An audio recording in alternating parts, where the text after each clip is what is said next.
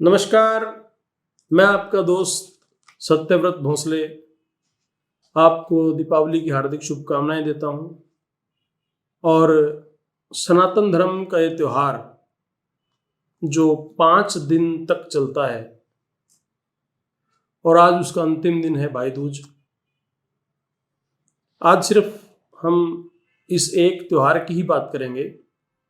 सभी जानते हैं भाई ये त्यौहार कितना महत्वपूर्ण है और इस त्यौहार से आज जो मुझे लगता है कि लोग सिर्फ इस बात से जुड़े रह गए हैं कि हमें अपने दोस्तों को, रिश्तेदारों को शुभकामनाएं देनी हैं, इसकी उपहार देने हैं, उपहार लेने हैं, बच्चों ने पटाखे चलाने हैं और गृहिणियों ने घर की सफाइयां करनी हैं।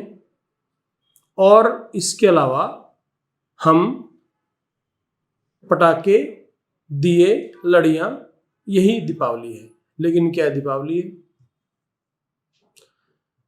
दीपावली है प्रभु श्री राम को समझने का त्यौहार। दीपावली है ये समझने का त्यौहार कि आपको भाई कैसा चाहिए, आपको दोस्त कैसा चाहिए, आपको सेवक कैसा चाहिए, आपको पत्नी कैसी चाहिए। देखिए, मेरी नज़र में हमारे जीवन से जुड़े हुए हर एक सवाल का जवाब आपको अगर कहीं मिलेगा तो रामायण में मिलेगा। महर्षि वाल्मीकि की ये कृति इतनी अनोखी है, इतनी खूबसूरत है, इतनी प्यारी है। बहुत सारे लोग ये कहते हैं कि हम राम जी को नहीं मानते, लेकिन वही लोग रावण को मानते भी मिल जाते हैं। वो राम जी को नहीं मानते लेकिन वो रावण को मानने वाले मिल सकते हैं आपको।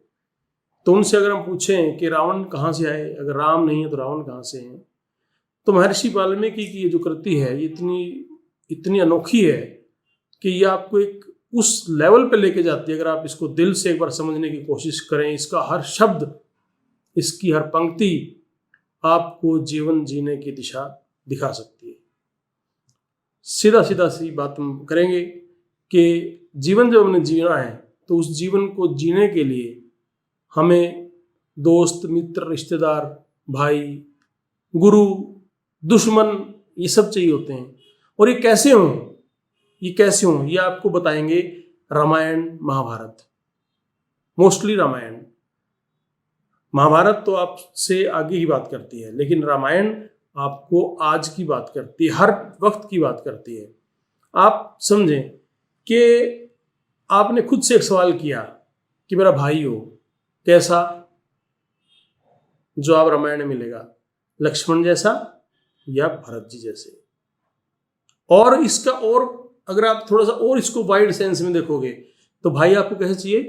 कुंभकर्ण जैसा, जो अपने जागने के बाद अपने भाई को गलत सही का भेद समझाता है और अपने भाई का गलत होते हुए भी साथ देता है। कितना बड़ा उदाहरण है।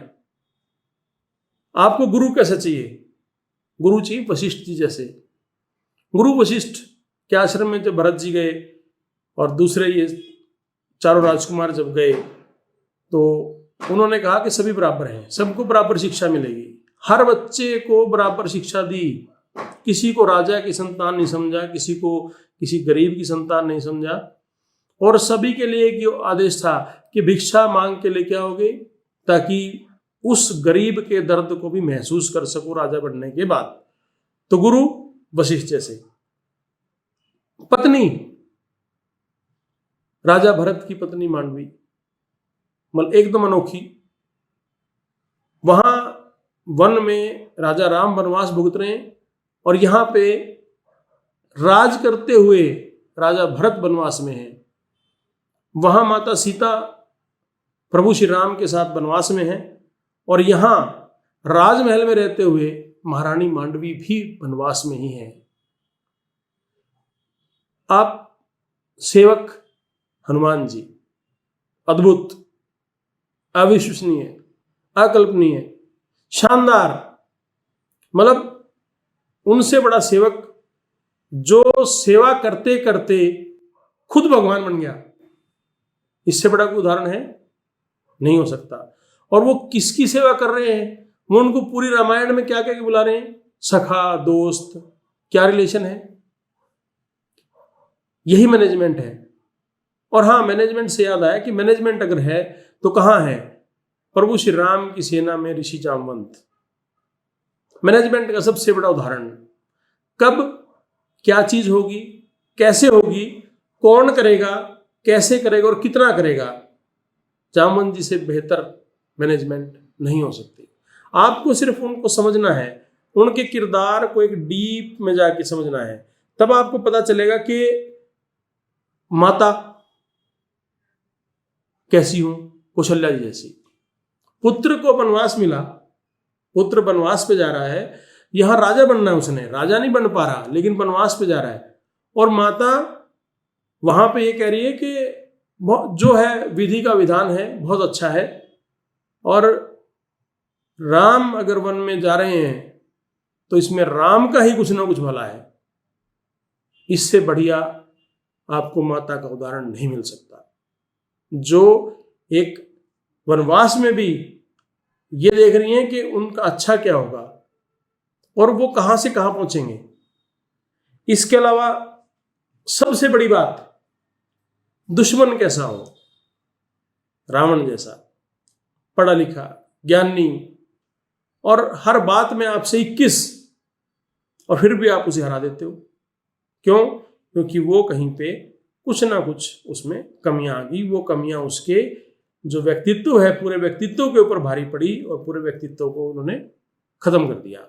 और बुराइयां, वो बुराइयां देखो, अगर आज मानव को जीवन जीना है तो उसे इन बुराइयों को भी समझना पड़ेगा कि जिन बुराइयों ने रावण जैसे महारथी को खत्म कर दिया, काल जिसके, काल महाकाल, काल जिसके खूंटे से बंधा हुआ था, महाकाल का जो पुजारी है, जो पूरे विश्व को अपने सिंहासन के नीचे दाब के रखता है, 9 ग्रह उसके सिंहासन के नीचे हैं, और वो एक बुराई को ले बैठा, और बुराई भी कितनी बड़ी कि हर साल दशहरे पे जलना पड़ता है।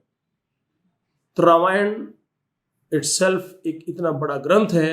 आप रामायण को माने, राम जी को माने ना माने, किसी चीज को समझें ना समझें, लेकिन मेरी गुजारिश है कि रामायण को जरूर समझें। रामायण का जो क्रक्स है, जो निचोड़ है, वो आपको जीवन में आगे बढ़ने के लिए, जीवन जीने के लिए बहुत मदद करता है। आप देखें, लेखक को देखें, महर्षि वाल्मीकि, एक एक चीज आज भी जब आप उसे पढ़ते हैं तो ऐसा लगता है जैसे आपके सजीव है, आपके सामने है, हर चीज आपके सामने हो रही है।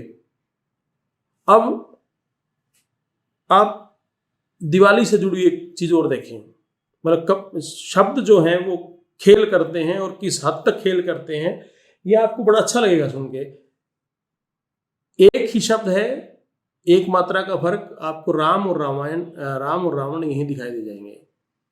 आप कहते हो दिवाली तो राम जी याद आ गए, आपने कहा दिवाला तो आपको रावण याद आ गया।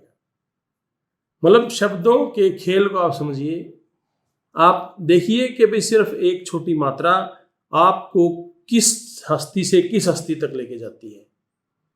मेरी आपसे दिवाली की बहुत बहुत आपको शुभकामनाएं।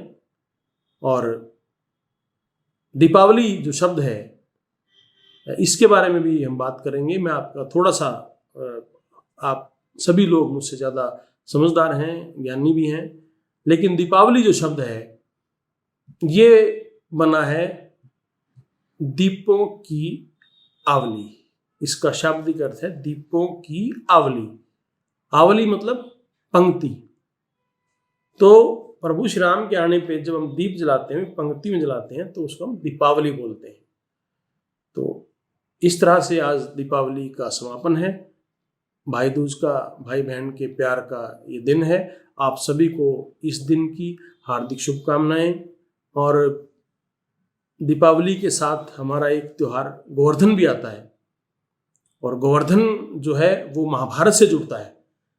तो अगली बार कुछ महाभारत की बात करेंगे।